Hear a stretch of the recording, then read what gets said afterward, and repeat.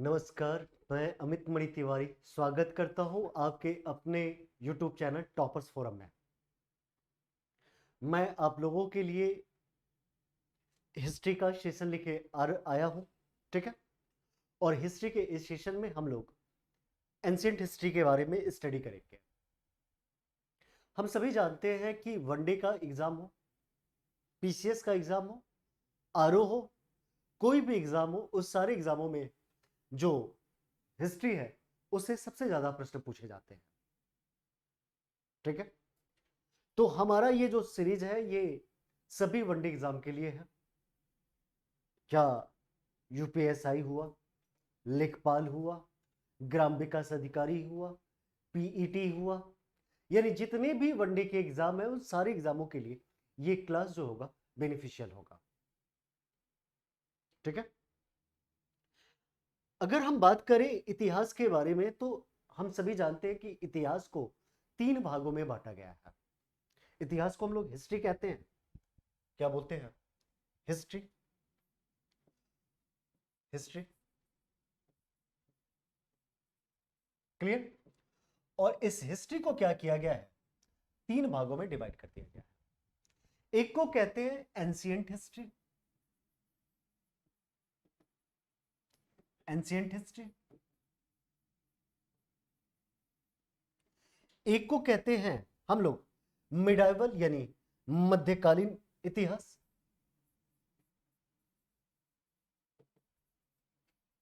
Medieval history. और एक है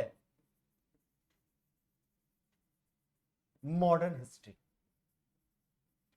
ठीक है।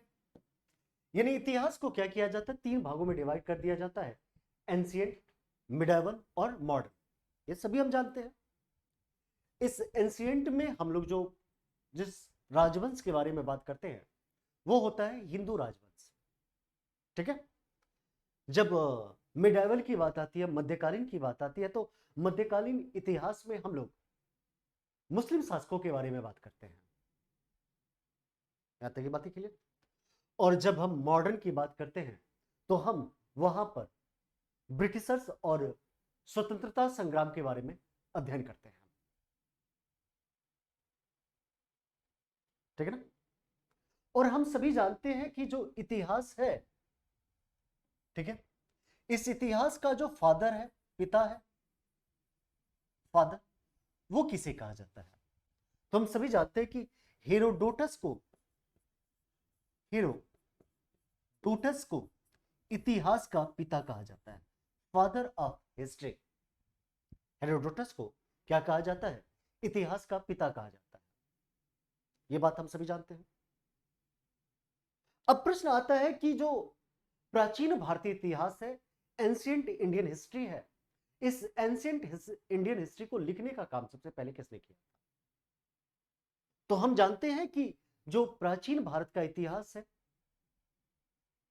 यानी एंशिएंट इंडियन हिस्ट्री है, इस एंशिएंट इंडियन हिस्ट्री को लिखने का कार्य यूनानी, जिसने हम ग्रीक कहते हैं, ग्रीकों ने किया था। यानी हम कहेंगे प्राचीन भारतीय इतिहास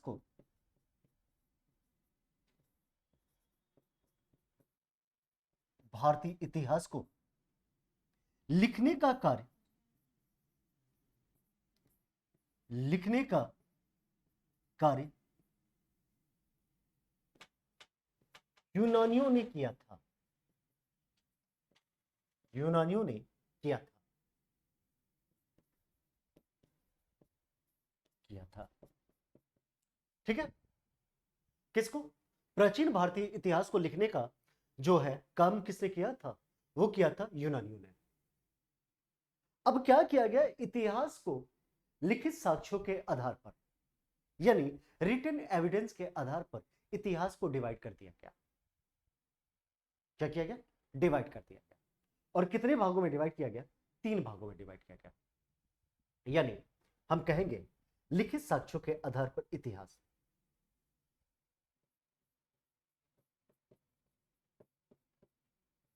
लिखित साक्ष्यों के आधार पर इतिहास, यानी बेसिस ऑफ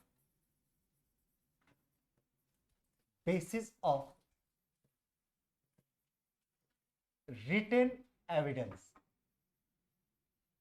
ठीक है ना। अब लिखित साक्ष्यों के आधार पर हम सभी जानते हैं कि इतिहास को 3 भागों में बांटा गया। एक को कहा गया प्राक ऐतिहासिक काल। क्या कहा गया? तो कहा गया, एक को कहा गया प्राक ऐतिहासिक काल, यानी एक है प्राक-ऐतिहासिक काल। वह काल कहते हैं कि प्राक-ऐतिहासिक काल किसे कहते हैं, तो कहा जाता है कि वह काल जिसमें लिखित साक्ष्य नहीं था, यानी रिटन एविडेंस नॉट अवेलेबल। इसे क्या कहते हैं? इसे इंग्लिश में पैलियोलिथिक, सॉरी पैलियोलिथिक बोलो, प्री हिस्टोरिक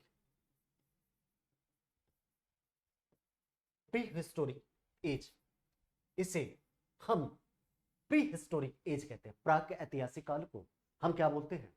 हम प्री हिस्टोरिक एज बोलते हैं। और प्री हिस्टोरिक एज में क्या था? तो कहा जाता है कि जब मानव को लिख नहीं पाता था, यानी कहा जाए कि वो लिख नहीं पाता था, यानी उसके लिखावट के साक्ष्य नहीं मिले हैं, वह काल क्या कहलाएगा? वो कहलाएगा प्राक ऐतिहासिक काल। यानी कहा जाए वह काल जिसमें लिखित साक्ष्य उपलब्ध नहीं हो, लिखित साक्ष्य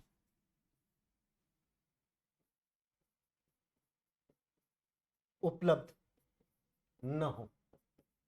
क्या ना हो? रिटेन एविडेंस क्या हो? अवेलेबल ना हो। यानी कहा जाए कि रिटेन एविडेंस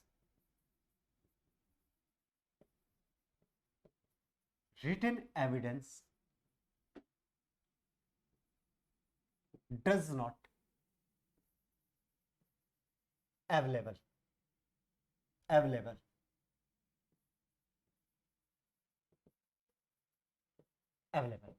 यानी कहा जाए कि वह पीरियड, वह टाइम जिसमें क्या है, लिखित साक्ष्य उपलब्ध ना हो, उसे क्या कहा जाता है? प्राक ऐतिहासिक काल कहा जाता है। यानी इस काल के अंतर्गत अगर हम किसी को रखना होगा तो हम किसे रखेंगे? तो पाषाण काल को रखते हैं, स्टोन एज को रखते हैं। किसको रखा जाता है? पाषाण काल, यानी स्टोन एज किसे रखा जाता है? स्टोन एज को जो है वह प्री हिस्टोरिक एज में रखा जाता है, जो पाषाण काल है। आप जानते होंगे कि पाषाण काल जब था, उस काल में कहीं पर भी आपको लिखावट की साक्ष्य नहीं मिले हैं। लोग क्या करते थे? लोग पत्थरों का उपयोग करते थे, और पत्थरों के उपयोग के आधार पर ही इस पाषाण काल को नाम पाषाण काल दिया गया। ठीक है, ये हो गया कौन सा? प्राक ऐतिहासिक पहला। दूसरा काल आता है आद्य ऐतिहासिक, प्रोटो हिस्टोरिक एज, और जिसमें कहा जाता है कि वह काल जिसमें लिखित साक्ष्य तो है किंतु उसे पढ़ा नहीं गया हो, जैसे सिंधु घाटी सभ्यता। ठीक है, तो आइए नेक्स्ट बढ़ते हैं, बात करते हैं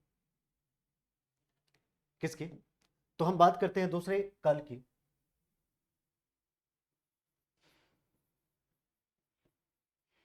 आद्य ऐतिहासिक।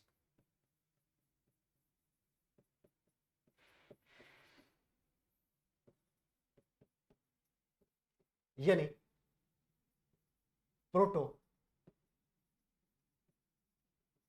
Historic as. ठीक है ना,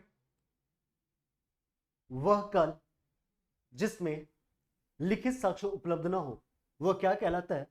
वह काल जिसमें लिखित साक्ष्य उपलब्ध हो किंतु पढ़ा ना गया हो, उसे आद्य ऐतिहासिक काल कहते हैं, यानी प्रोटो हिस्टोरिक एज कहते हैं। तो इसे कहा जाएगा वह काल जिसमें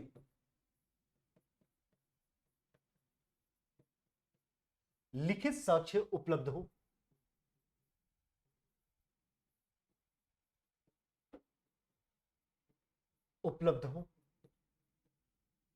किंतु इसे पढ़ा न गया हो, पढ़ा न गया हो, यानी कहा जाए रिटेन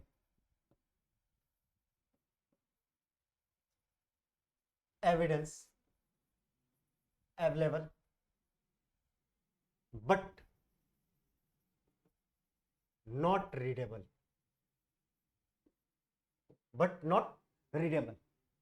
वह काल जिसमें क्या है, रिटेन एविडेंस तो है पर उसे पढ़ा ना गया हो। जैसे सिंधु घाटी सभ्यता, यानी कौन सी आ जाती है इसके अंतर्गत, सिंधु घाटी सभ्यता, ठीक है ना। यानी सिंधु घाटी सभ्यता आप जब देखेंगे तो सिंधु घाटी सभ्यता क्या है, इसके रिटन एविडेंस तो आपको मिलते हैं बट इस एविडेंस को आप पढ़ नहीं पाते हैं। इसे क्या कहते हैं, Indus valley civilisation, Indus valley civilisation, यानी आईवीसी को आप देखेंगे तो ये क्या है, ये आद्य ऐतिहासिक आद्य ऐतिहासिक के अंतर्गत रखेंगे, आद्य ऐतिहासिक के अंतर्गत।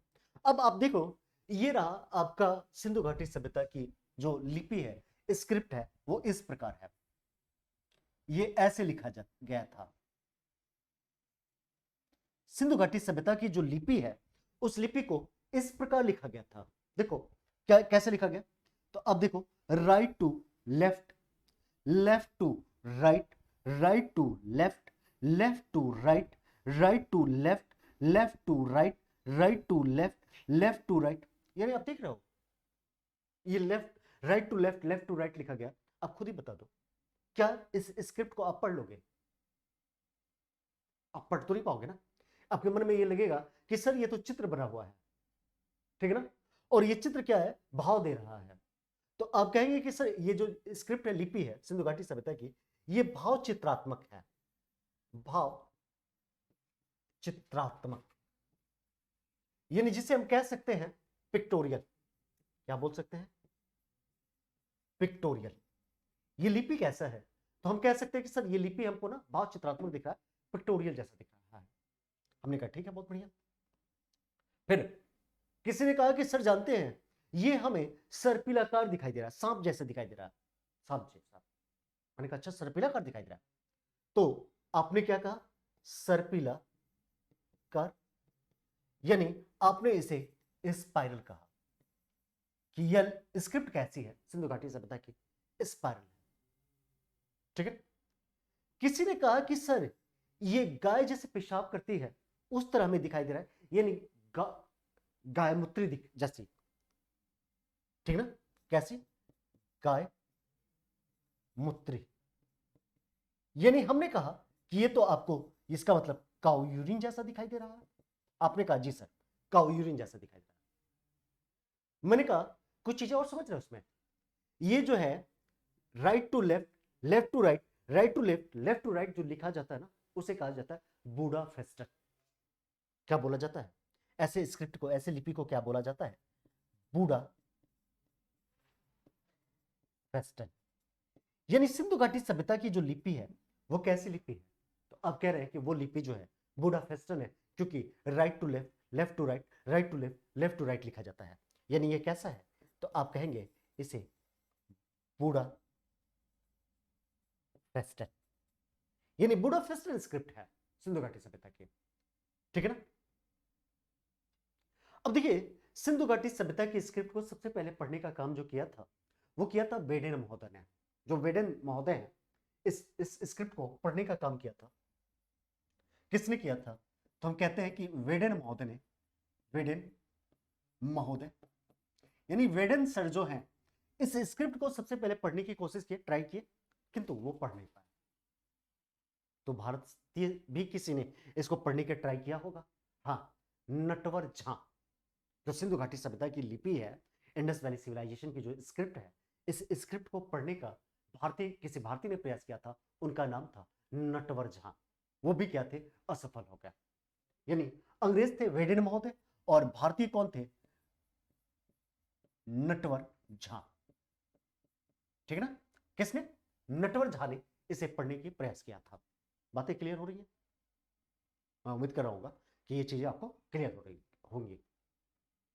अब आगे आते हैं, तीसरा जो है पीरियड क्या कहलाता है, तो तीसरे पीरियड को कहते हैं हिस्टोरिक हिस्टोरिक एज या हिस्टोरिकल एज।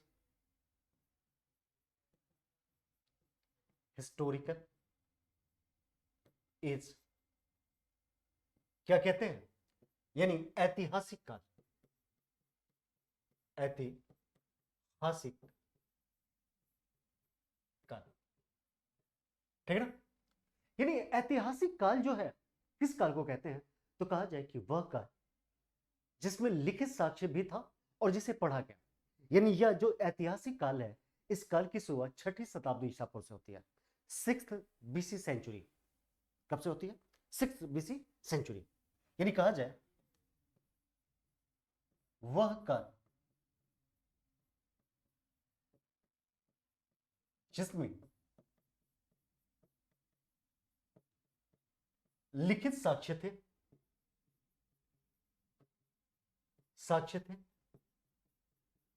तथा जिसे पढ़ा भी गया। क्या किया गया, पढ़ा भी गया। यानी आजकल का जो समय चल रहा है ना, ये किसके अंतर्गत आएगा, हिस्टोरिकल एज के अंतर्गत आएगा। यानी क्या कहा जाए, इंग्लिश में कहा जाएगा written evidence available. Written evidence available and readable. क्या हो, लिखित साक्ष्य भी उपलब्ध हो और जिसे हम पढ़ भी सकते हैं। वो कौन सा काल होगा, वो होगा, ये कब से शुरुआत होगी, तो इसकी शुरुआत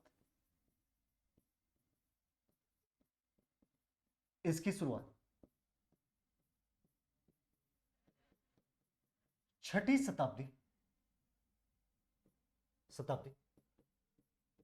ईसा पूर्व से होता है, से होता है, ठीक ना। जो 6 BC सेंचुरी है, 6 कौन सी, यानी 6 BC सेंचुरी,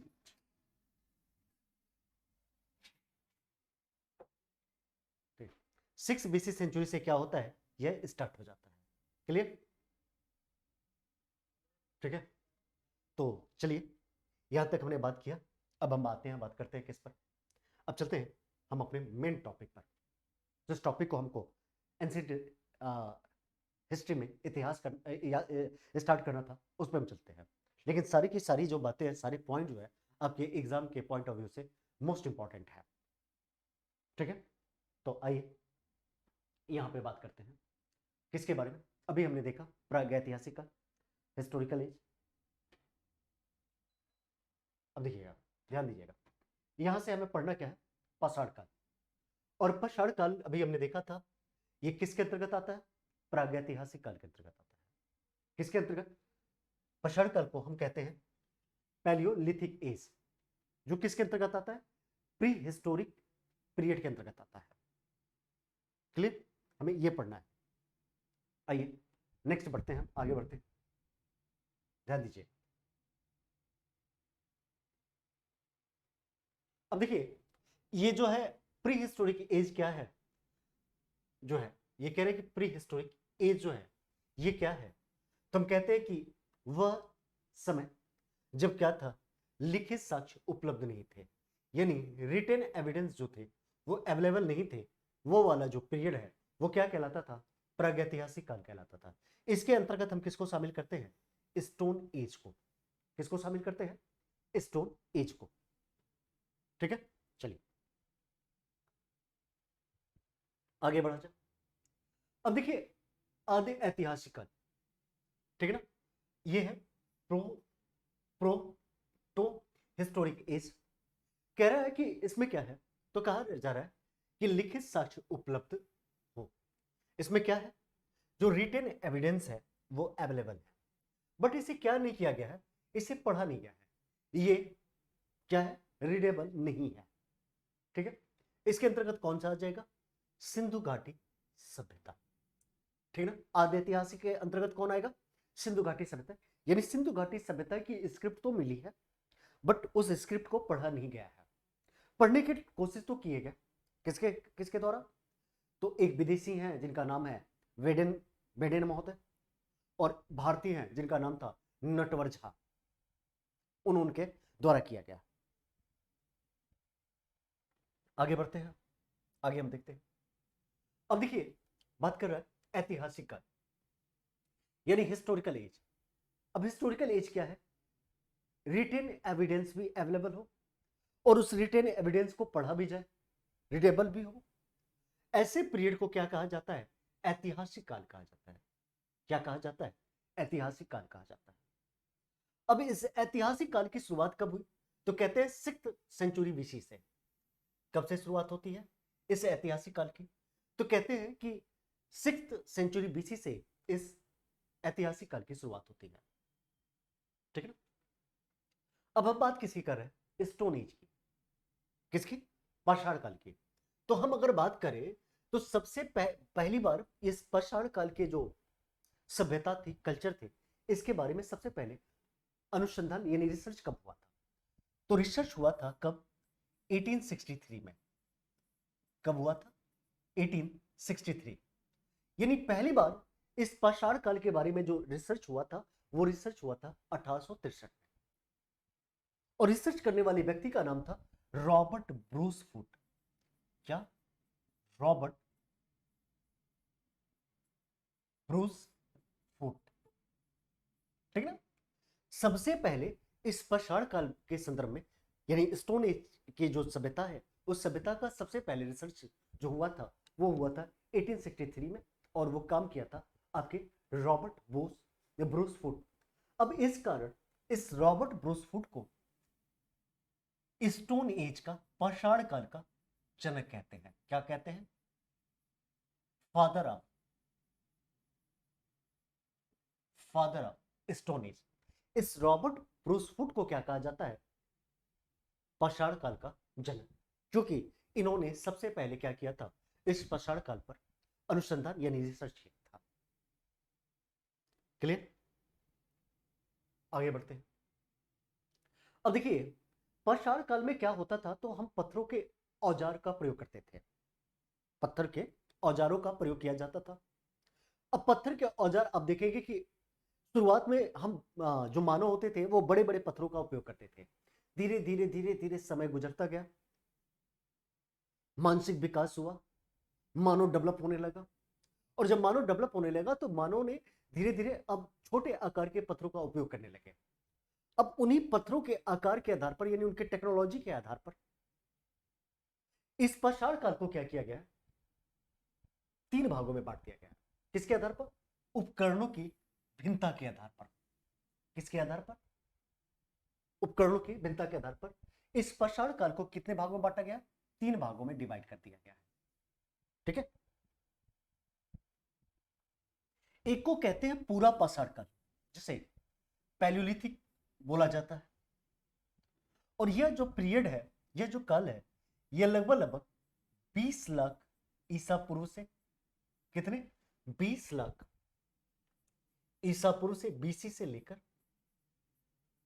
10,000 बीसी तक ये चलता है। कौन सा, पूरा पाषाण काल।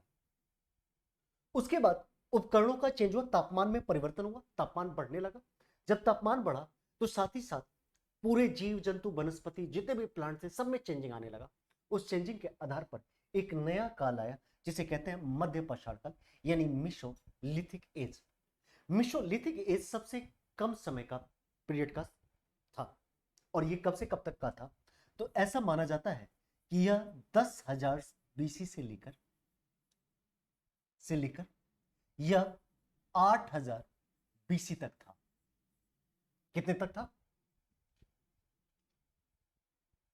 10,000 से लेकर 8,000, ठीक है ना। उसके बाद आया नवपाषाण काल। जिस नवपाषाण काल में पहली बार कृषि का प्रयोग होने लगा, यानी कृषि होने लगा, लोग खेती करने लगे। और जब खेती करने लगे तो इस काल को क्रांति भी कहा जाता है, नवपाषाण क्रांति, यानी न्यूलिथिक रेवोल्यूशन भी कहा जाता है, ठीक है। और यह जो काल है, ऐसा माना जाता है कि 8,000 से लेकर बीसी से लेकर यह जो पीरियड है, यह पीरियड 3,000 बीसी तक चला। कब तक?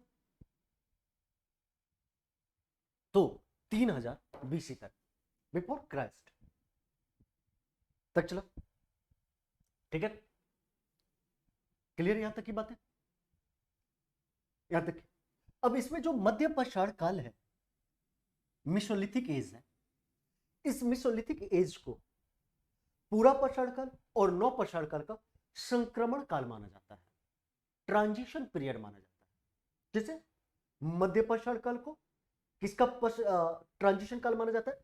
पूरा पाषाण काल और नवपाषाण काल का ट्रांजिशन काल माना जाता है, ठीक है। आगे बढ़ते हैं। अब देखिएगा, जो पैलियोलिथिक एज है, पूरा पाषाण काल है, इस पूरा पाषाण काल को पुनः 3 भागों में डिवाइड कर दिया गया। कितने भागों में? 3 भागों में, डिवाइडेड इनटू 3 पार्ट्स। कौन सा? पैलियोलिथिक, यानी पूरा पाषाण काल को 3 भागों में। एक को कहते हैं निम्न पूरा पाषाण काल, यानी लोअर पैलियोलिथिक। एक दूसरे को कहते हैं मध्य पूरा पाषाण काल, मिडिल पैलियोलिथिक। और एक को कहते हैं उच्च पूरा पाषाण काल, अपर पैलियोलिथिक, ठीक है ना। यानी पैलियोलिथिक एज को ही क्या किया गया? 3 भागों में डिवाइड कर दिया गया, ठीक है। अब ध्यान दीजिएगा, कहते हैं कि जो निम्न पूरा पाषाण काल है, इसको क्रोड संस्कृति कहते हैं। क्या कहते हैं? क्रोड कल्चर। जो निम्न पूरा पाषाण काल है उसे क्या कहते हैं? क्रोड संस्कृति। वहीं पर मध्य पाषाण काल को, मध्य पूरा पाषाण काल को क्या कहा जाता है? फलक संस्कृति। किस नाम से जाना जाता है? फलक संस्कृति। यानी आप देखेंगे तो जब निम्न पूरा पाषाण काल के जो औजार होते थे, उस औजारों में खुरदुरा वाला औजार हुआ करता था, ठीक है। और वहीं पर जब मध्य पूरा पाषाण काल का औजार बना तो वह औजार धीरे धीरे उसके बीच से तो थोड़ा चिकना था, किनारे किनारों पर धारदार बना, ठीक है। इस कारण से क्या कहते हैं? फलक संस्कृति कहते हैं। जैसे खुरचनी टाइप की चीजें नहीं होती हैं, वो आई किसमें, किस काल में? मध्य पूरा पाषाण काल में, ठीक है ना। अब जब उच्च पूरा पाषाण काल की बात आई, उच्च पूरा पाषाण काल को इसे खुरचनी काल कहा गया। इसमें कौन सी काल कहा गया? खुरचनी काल कहा गया, क्योंकि इसमें क्या किया गया? खुरचनी टाइप की चीजें आ गई। खुरचनी तो था इसमें भी, फलक वाली इसमें भी क्वालिटी थी, लेकिन इसमें क्या हो गया? थोड़ा सा और खुरचनी आ गया, ठीक है ना। हम सभी जानते हैं कि इस काल के मानव, किस काल के मानव? पूरा पाषाण काल के मानव शिकार पर निर्भर रहते थे। जो ह्यूमन है, किसका? जो पैलियोलिथिक एज का जो ह्यूमन है, वो किस पर डिपेंड है? वो डिपेंड है हंटिंग पर, हंटिंग, ठीक है ना। अगर उनके भोजन की बात करें कि जो पैलियोलिथिक एज है, उस पैलियोलिथिक एज के मानव का भोजन क्या था, तो हम कहते हैं कि उनका भोजन मांस था, साथ ही साथ कंद मूल था, ठीक है ना। यानी इनके फूड की बात करें तो इनका जो फूड है वो है मीट है और साथ ही साथ कंदमूल है, ठीक है ना। क्या है? कंदमूल है। कंदमूल का मतलब हो गया कि ऐसे कुछ फ्रूट्स जो क्या है, जंगलों से प्राप्त हो रहे हैं, ठीक है ना। किन की बात कर रहे हैं? ये हम बात कर रहे हैं पैलियोलिथिक एज के बारे में। आगे बढ़ते हैं। अब ध्यान दीजिएगा, कहा जाता है कि इस काल के मानव शिकारी व खाद्य संग्राहक थे। क्या थे? The human of this period were Hunter and food gathers. कौन थे? ये हंटर थे और साथ ही साथ ये फूड गेदर थे। यानी कहते हैं हम कि ये वाले जो मानव है, कौन वाले? पैलियोलिथिक एज वाले। पैलियोलिथिक एज वाले जो ह्यूमन थे, पैलियोलिथिक एज वाले,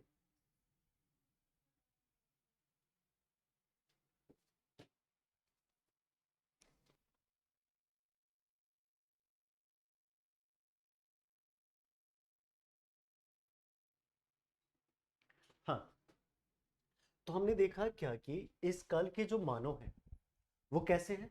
शिकारी है और खाद्य संग्राहक है। अभी हमने क्या देखा?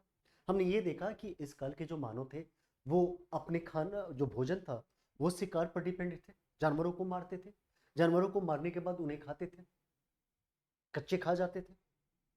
ठीक है, साथ ही साथ हमने क्या देखा कि वह जंगलों में जाते थे और कंद मूल जो है उसको कलेक्ट करते थे, उसको खाते थे।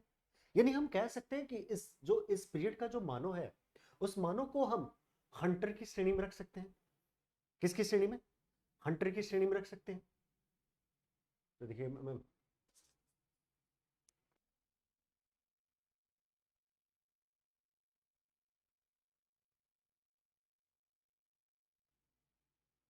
ठीक है, इस काल का मानव कैसा है? तो हमने देखा कि इस काल का जो मानव है वो हंटर है, शिकारी है और साथ ही साथ फूड गैदर है। यानी वो क्या कर रहा है? वो या तो अपने जीवन को शिकार पर डिपेंड करा रहा है, ठीक है, हंटिंग पर डिपेंड करा रहा है, और साथ ही साथ वो क्या कर रहा है? वो जंगलों से जा रहा है और फल फूल जो है उसको कलेक्ट करके ला रहा है, और लाने के बाद वो क्या करता है? स्टोर करता है कि हम बाद में भी क्या करेंगे? इसको खाएंगे, प्रिजर्व करके रख देता है। क्लियर? और ये कौन किस मानव की हम बात कर रहे हैं? किस ह्यूमन की बात कर रहे हैं? तो ये ह्यूमन है पैलियोलिथिक एज वाला, लिथिक एज। यानी पैलियोलिथिक एज का मतलब हो गया पूरा पाषाण काल का। लेकिन अगर मैं कहूं तो ये जो हंटिंग और फूड गैदरिंग, ये जो मानव है ये मानव मध्य पाषाण काल तक चलेगा, यानी मिसोलिथिक एज तक चलेगा। यानी मिसोलिथिक एज वाले भी जो मिसोलिथिक एज वाले हैं वो मिसोलिथिक एज वाले भी कैसे थे? हंटर थे और साथ ही साथ फूड गैदर थे। यानी शिकार पे जीवन अपना डिपेंड करवाते थे और साथ ही साथ क्या करते थे? वह खाने को गैदर करके स्टोर करके रखते थे। ठीक है, अभी हमने पीछे देखा था कि रॉबर्ट ब्रूस हुक को क्या कहा जाता है? पाषाण काल का जनक कहा जाता है, क्योंकि इन्होंने सबसे पहले 1863 में ही मद्रास में इन्होंने जो पूरा पाषाण काल के उपकरण है उस उपकरण को इन्होंने सबसे पहले खोजा था। और कौन से उपकरण खोजा था? किस टूल्स को इन्होंने डिस्कवर किया था? किस टूल्स की बात करें तो वो था हैंड एक्स। हैंड एक्स, यानी इन्होंने सबसे पहले मद्रास से मद्रास से हैंडेक्स को डिस्कवर किया था। और हैंडेक्स किसका था? तो वह स्टोन का था, यानी पत्थर का था। इस पत्थर के इन्होंने कुल्हाड़ी को सबसे पहले मद्रास से खोजा था। और कब खोजा था, कब डिस्कवर किया था? तो इन्होंने 1863 को डिस्कवर किया था। ठीक है ना, 1863 को। अब इस कारण जब इन्होंने डिस्कवर किया, किसको? इन्होंने हैंडेक्स को डिस्कवर किया कहां पे? मद्रास में। और हम सभी जानते हैं कि मद्रास जो है साउथ इंडिया का भाग है, और साउथ इंडिया में हमने किसको खोजा? हैंडेक्स को खोजा। तो इसलिए साउथ इंडिया को, यानी दक्षिण भारत को, साउथ इंडिया को हमने नाम दे दिया hand axe culture. Hand axe culture, क्या नाम दे दिया? हमने नाम दे दिया हैंड एक्स कल्चर। क्लियर? यहां तक की बातें आपको समझ में आ रही होगी। ठीक है, आगे बढ़ते हैं। अब देखिए जो रॉबर्ट ब्रूस फुट है ये कौन थे?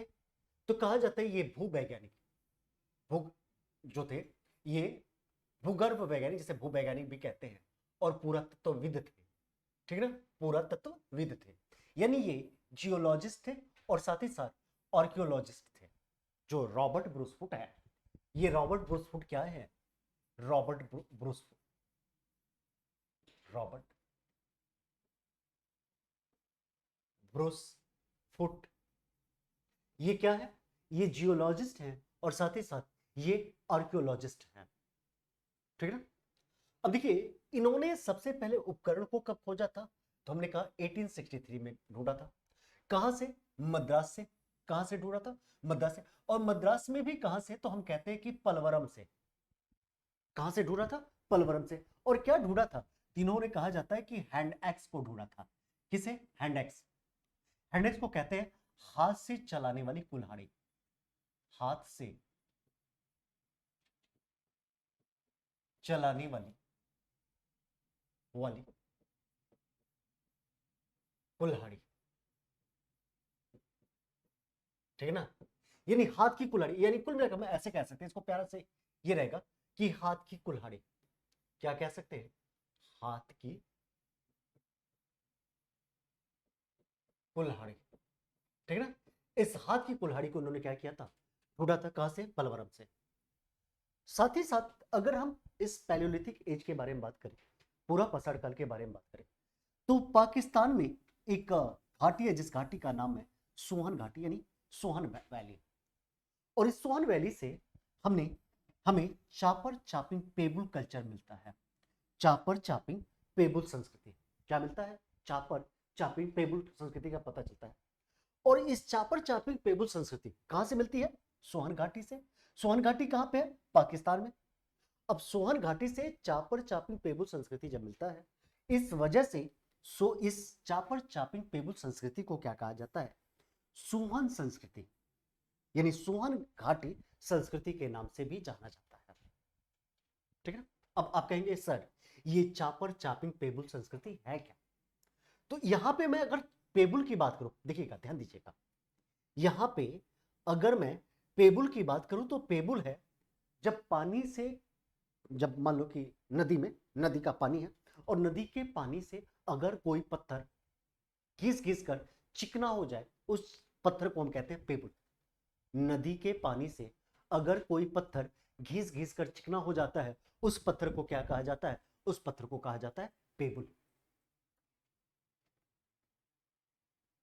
ठीक है ना। उसे क्या कहा जाता है? पेबुल। अब देखिए, जो पेबुल है अगर वह एक तरफ से धारदार है, नुकीला है, उसे कहा जाता है चापर। उसे क्या कहा जाता है? चापर।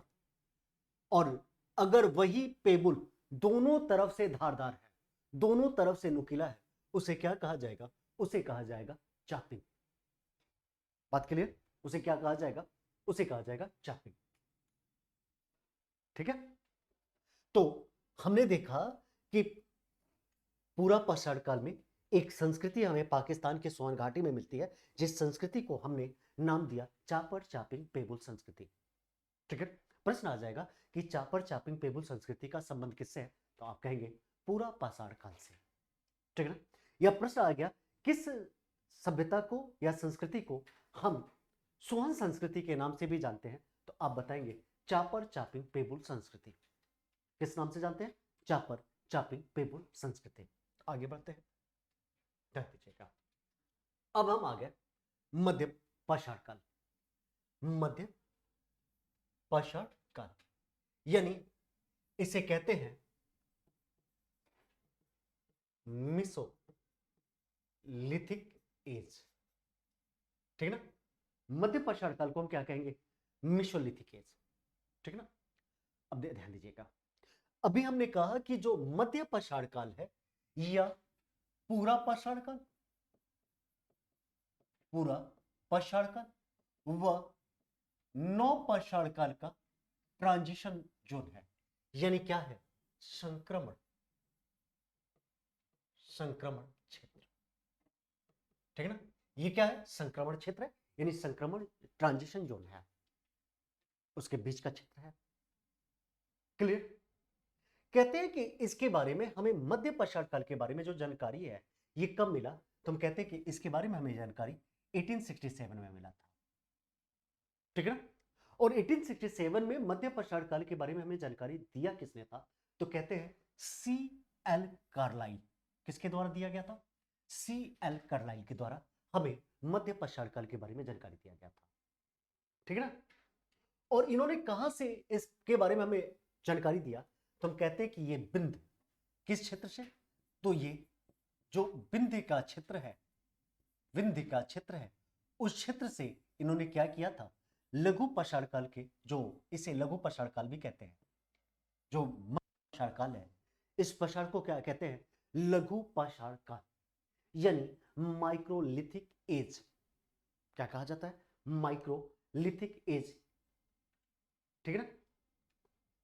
तो इस लघु पाषाण काल के बारे में हमें जानकारी किसने दिया था, हमें सीएल कार्लाइन दिया था। और सीएल कार्लाइन ने कहां पे मध्य पाषाण काल के यानी लघु पाषाण काल के उपकरणों को खोजा था, इसके टूल्स को डिस्कवर किया था। तो कहते हैं कि उसके टूल्स को उन्होंने विंध्य के क्षेत्र से क्या किया था, डिस्कवर किया था, ठीक है ना। तो यानी हम कहा जाए, it was reported in India in 1867 by C L Carlyle, who discovered the mesolithic tools from the central region of Vindhya region, central region of Vindhya, Vindhya region, ठीक है ना, कहां से, विंध्य रीजन। अब यहां से विंध्य से क्या प्राप्त हुआ था, कौन से उपकरण प्राप्त हुए थे, कहते हैं कोई उपकरण नहीं प्राप्त हुआ था, यहां से मानव के हड्डी प्राप्त हुए थे। और वो कौन से मानव के, तो मध्य पाषाण काल के मानव के हड्डी जो थे वो कहां से प्राप्त होते हैं, तो वह हमें हड्डी, अस्थि पंजर जो है, स्केल्टन्स है, वह स्केल्टन्स हमें विंध्य क्षेत्र से प्राप्त होते हैं। कहां से, विंध्य रीजन। विंध्य रीजन से क्या है, हमें ह्यूमन स्केल्टन प्राप्त होते हैं, ठीक है ना, विंध्य रीजन से, मध्य पाषाण काल के। चलिए आगे बढ़ते हैं। अब देखिए मध्य पाषाण काल की बात कर रहे हैं, तो हमें मध्य पाषाण काल में हमें पशुपालन के साक्ष्य मिले, ठीक है ना। जो एनिमल हस्बेंड्री है, इस एनिमल हस्बेंड्री के जो एविडेंस है, ये पहली बार हमें इस मेसोलिथिक एज, इस मेसोलिथिक एज को ही हम माइक्रोलिथिक भी कहते हैं, क्योंकि छोटे छोटे पत्थरों का यूज हुआ था। इस मेसोलिथिक को क्या बोला जाता है, तो इसे माइक्रोलिथिक एज भी बोला जाता है। लघु पाषाण काल, ठीक है ना, इसे क्या बोला जाता है, इसे माइक्रोलिथिक एज, ठीक है ना। लघु जो मध्य पाषाण काल है, इस मध्य पाषाण काल को लघु पाषाण काल यानी लघु पाषाण काल यानी माइक्रोलिथिक एज भी कहा जाता है। अब इस माइक्रोलिथिक एज यानी मध्य पाषाण काल से हमें क्या होता है, एनिमल हस्बेंड्री के एविडेंस मिलते हैं, पशुपालन के। और पशुपालन के जो एविडेंस है वो हमें दो जगह से मिलते हैं, मध्य प्रदेश के आदमगढ़, कहां से, आदमगढ़, ठीक है ना, मध्य प्रदेश के आदमगढ़ से, और राजस्थान के बागौर से। कहां से, राजस्थान के बागौर से। दो जगह से हमें एनिमल हस्बेंड्री के एविडेंस मिलते हैं, ठीक है ना। तो कहा जा रहा है, evidence of animal husbandry was found from Adamgarh, Adamgarh in Madhya Pradesh, Madhya Pradesh, and animal husbandry from Bagor in Rajasthan. कहां कहां से, मध्य प्रदेश के आदमगढ़ से और राजस्थान के बागौर से हमें क्या मिल रहा है, हमें एनिमल हस्बेंड्री के एविडेंस मिल रहा है, ठीक है ना। अब देखिए इस पीरियड में जो मध्य पाषाण काल है, इसमें हमें इंडियन स्केल्टन्स के भी एविडेंस मिलते हैं, भारतीय मानव कंकाल के भी एविडेंस मिलते हैं। और ये भारतीय मानव कंकाल के जो एविडेंस है, ये हमें कहां कहां से मिलते हैं, तो हमें महदहा से मिलते हैं। कहां से, महदहा, सराय नाहर राय से मिलते हैं, और साथ ही साथ दमदमा से मिलते हैं। यानी हमें जो ये एविडेंस है ह्यूमन स्केल्टन के, वो महदहा से मिलते हैं, सराय नाहर राय से मिलते हैं, और साथ ही साथ दमदमा से मिलते हैं। कहां से मिलते हैं, दमदमा से मिलते हैं, ठीक है ना। यानी Indian skeletons have been found from Mahadaha, Sarai Nahar Rai and Damdama, ठीक है ना, इन यूपी, इन यूपी, ठीक है ना। और ये जो तीनों प्लेस हैं, ये यूपी के प्रतापगढ़ में है। कहां पे है, ये तीनों प्लेस कहां पे है, Pratapgarh Pratapgarh in UP, UP के प्रतापगढ़ में है, ठीक है ना, क्लियर। कहा जाता है कि जो दमदमा है, प्रतापगढ़ में जो दमदमा है यूपी के, वहां से एक ही कब्र से 3 मानव कंकाल मिले हैं। कितने मानव कंकाल मिले हैं? तो 3 मानव कंकाल एक ही कब्र से मिले हैं। कहां से? दमदमा से, ठीक है ना, कहां से? दमदमा से, दमदमा से कि एक ही कब्र में 3 मानव कंकाल। ऐसा माना जाता है कि ये जो तीनों मानव कंकाल है, इसमें पिता पत्नी यानी पुत्र यानी पति पत्नी और पुत्र के क्या मिले हैं? कंकाल मिले, साक्ष्य मिले हैं। यानी 3 human skeletons have been found from grave at Damdama. और दमदमा कहां पे है? आप कहेंगे कि सर ये दमदमा प्रतापगढ़, प्रतापगढ़ इन यूपी, कहां पे? यूपी में, ठीक है ना। अब देखिए, ध्यान दीजिएगा, हम ऑलरेडी बता भी रहे हैं कि इस काल को लघु पाषाण काल कहा जाता था। दिस पीरियड वाज कॉल्ड, लघु नहीं, यहां पे लिटिल नहीं, यहां पे हो जाएगा micro, microlithic age, microlithic age. तो मध्य पाषाण काल को किस नाम से जानते हैं? माइक्रोलिथिक एज, ठीक है ना। तो इतनी बातें हमने देखा मध्य पाषाण काल के बारे में। अब आ जाते हैं नव पाषाण काल, न्योलिथिक स्टोन एज, ठीक है ना। इसे क्या बोलते हैं? इसे बोलते हैं neolithic, lithic age, sorry neolithic age, नव पाषाण काल। अब देखिए, नव पाषाण काल को हम लोग नव पाषाण क्रांति के नाम से भी जानते हैं, क्योंकि पहली बार इस काल में कृषि होने लगे, खेती होने लगे, और खेती की वजह से इस काल को हम किस नाम से जानते हैं? इस काल को हम लोग नवपाषाण क्रांति के नाम से जानते हैं। किस नाम से जानते हैं? नवपाषाण क्रांति, नवपाषाण क्रांति। किस नाम से जानते हैं? नवपाषाण क्रांति। क्यों? क्योंकि पहली बार इस पीरियड में क्या हुआ था? खदान का उत्पादन हुआ था। अब यहां पे एक चीज मैंने मध्य पाषाण काल में चीजों को छोड़ दिया था। हमने कहा कि पहली बार यहां पे एनिमल हस्बेंड्री के साक्ष्य मिले थे। तो पहला पशु क्या पाला गया था? पहला पशु, फर्स्ट पशु मध्य पाषाण काल में क्या पाला गया था? तो आप कह सकते हैं कि सर पहला पशु जो है वह कुत्ते को पाला गया था। मध्य पाषाण काल में फर्स्ट एनिमल जो हस्बेंड्री किया गया था, यानी पशुपालन किया गया था, वह कुत्ते को पाला गया था।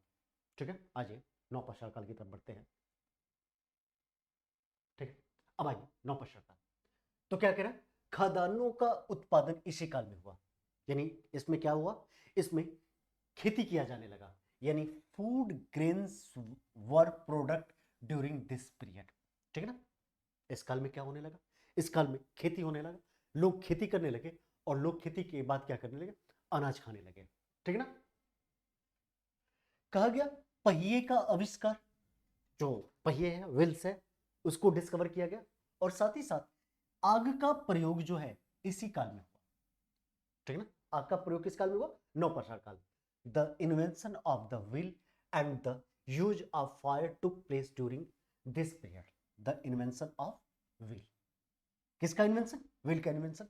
And the use of fire, किसका? Use of fire took place during this period. ठीक है ना। अब ध्यान दीजिएगा, पाकिस्तान के बलूचिस्तान में एक जगह है जिसका नाम है मेहरगढ़। मेहरगढ़ कहां पे? पाकिस्तान के बलूचिस्तान में। और ये जो मेहरगढ़ है, यह नौपाषाणकालीन स्थल है, न्योलिथिक प्लेस है मेहरगढ़। और मेहरगढ़ से सबसे पुराना कृषि का साक्ष्य मिला है। जो एग्रीकल्चर एविडेंस है वो सबसे पुराना कहां से मिला है? वो मेहरगढ़ से मिला है। और साथ ही साथ मेहरगढ़ से एग्रीकल्चर के तो एविडेंस मिले हैं, यहां से सबसे पुराना, दुनिया का सबसे पुराना बस्ती भी मिला है। ठीक है। यहां से आपको भैंस पालन के भी साक्ष्य मिले हैं। क्या मिले हैं? भैंस पालन के भी साक्ष्य मेहरगढ़ से मिले हैं। यहां से हमें गेहूं के साक्ष्य मिले हैं। अब इस कारण इस मेहरगढ़ को बलूचिस्तान की रोटी का टोकरी कहा जाता है। मेहरगढ़ को क्या कहा जाता है? बलूचिस्तान की रोटी का टोकरी। ठीक है ना।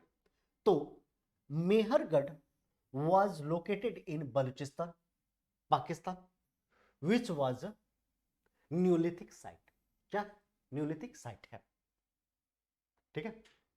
अब देखिए वही बात है, मेहरगढ़ से कृषि, प्राचीनतम बस्ती, स्थायी जीवन के प्रमाण मिले हैं, ठीक है ना। यानी evidence of agriculture, ancient settlement and permanent life was found from Mehrgarh, ठीक है ना। अब ध्यान दीजिएगा, ये उत्तर प्रदेश है, क्या है, उत्तर प्रदेश के संत कबीरनगर से। कहां से, संत कबीरनगर से। और संत कबीरनगर में एक जगह है जिसका नाम है लहुरा देव। अब देखिए मेहरगढ़ से हमें कृषि के सबसे पुराने साक्ष्य मिले, लेकिन कहा जाता है कि उससे भी पुराने साक्ष्य जो है उत्तर प्रदेश के संत कबीरनगर के लहुरा देव से मिले हैं, कृषि के सबसे पुराने साक्ष्य, ठीक है ना। और यहां से कौन से साक्ष्य मिले हैं, यहां से चावल के साक्ष्य मिले हैं। किसके, चावल के, लहुरा देव से। अगर पूछा जाए कि सबसे पुराना कृषि का साक्ष्य कहां से मिला है, तो हम कहेंगे लहुरा देव से मिला है, ठीक है ना, न कि मेहरगढ़ को लगाएंगे, ठीक है। अब देखिएगा, उत्तर प्रदेश के इलाहाबाद के कोल्डिहवा है, कौन सा है, कोल्डिहवा, यहां से भी क्या मिले हैं, चावल के साक्ष्य मिले हैं, ठीक है ना। उत्तर प्रदेश में जगह है कोल्डिहवा, और उस कोल्डिहवा से हमें किसके साक्ष्य मिले, हमें चावल के साक्ष्य मिले हैं, ठीक है। अब आते हैं कुछ कुछ, ये क्या है, न्यूलिथिक साइट्स हैं जो बार बार पूछा जाता है एग्जाम में। अब ध्यान दीजिएगा, जम्मू कश्मीर चलते हैं, और जम्मू कश्मीर में आपको बुर्जहोम के बारे में सुना होगा। बुर्जहोम क्या है, एक गर्तावास है। गर्तावास का मतलब होता है कि गड्ढे में घर।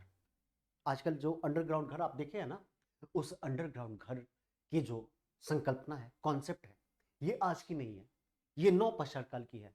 जम्मू कश्मीर के लोग क्या करते थे, जो बुर्जहोम के लोग हैं, वो क्या करते थे, अपना गर्तावास बनाते थे, गड्ढे में घर बनवाते थे, ठीक है।